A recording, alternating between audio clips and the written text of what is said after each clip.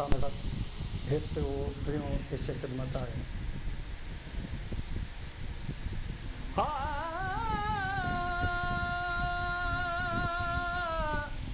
ला ला ला ला वो मिया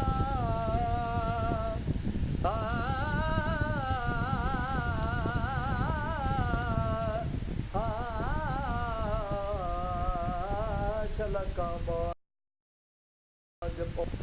पेपर पर इल्म हजार किताबा आलम हुए सारे हूँ एक हरफ इश्क दा न पढ़ जान भुले मुल्ले फिरने बेचारे हूँ एक निगाह जो आशिक वेखे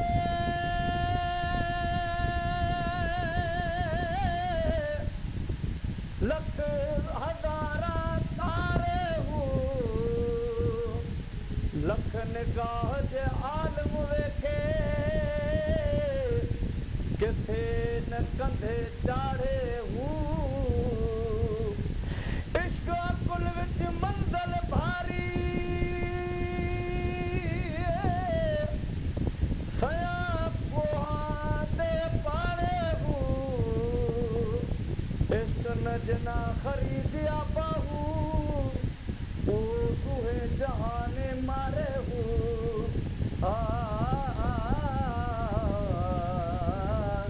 शलका बाज पवई अल्लाह से साबित सिद्क ते कदम गिरी तो ही रब लबे हूँ लूलू तेज जिक्र अलहदा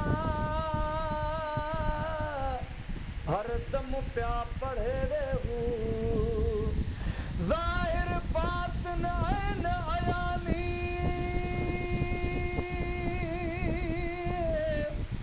हूँ प्या सुन वे हूँ नाम फकीर तिना दा बाहू कबर जिना दी जीवे हूँ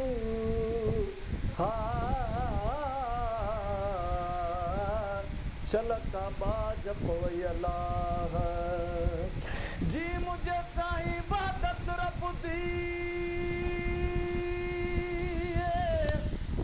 मले मुर्शिद दिया तलिया हूँ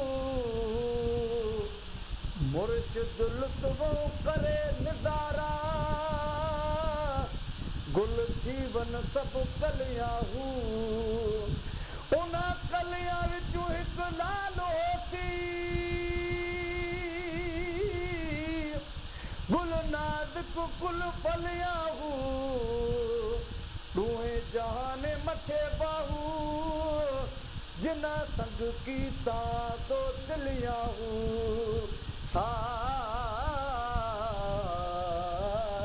शलका बाज पवई अल्लाह जी मुझस अलफ मुताला कीता बेदा बाप न पढ़दा हूँ छोड़ सफाती लदोस जाती ओ आमी दूर चकरदा हूँ नफ्स हमारा कुतड़ा जाने नाज नियाज न धरदा हूँ क्या परवाह नानू बाहू जना गाड़ न लदा करदा हूँ ओ दमो अलह अल्लाह जी मुझे दिल इश्क खरीद न कीता जय दिल इश्क खरीद न कीता सो दिल दर्द न फटे हूँ जय दिल इश्क हुजूर न मगिया सो दरगाहूं सटे हूँ उस दिल नू सग पत्थर चंगे उस उस दिल नू संग पत्थर चंगे जो दिल गफलत रती हूँ मिलिया दोस्त बाहू मिलिया दोस्त उन्हां नू बाहू जिना कीती छोड़ तरटी हूँ हा ओ दमो अलही अला जी मुझना इश्क हकीकी पाया जना इश्क हकीकी पाया मुँहों कुछ ना लावन हूँ जिक्र फिक्र विच रहन हमेशा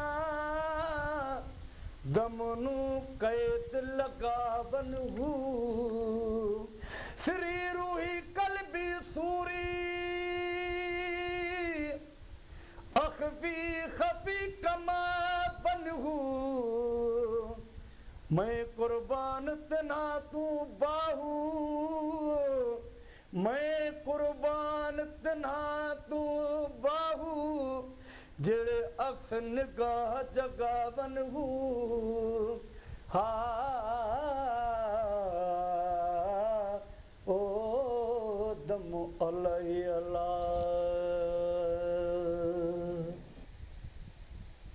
अस्सलाम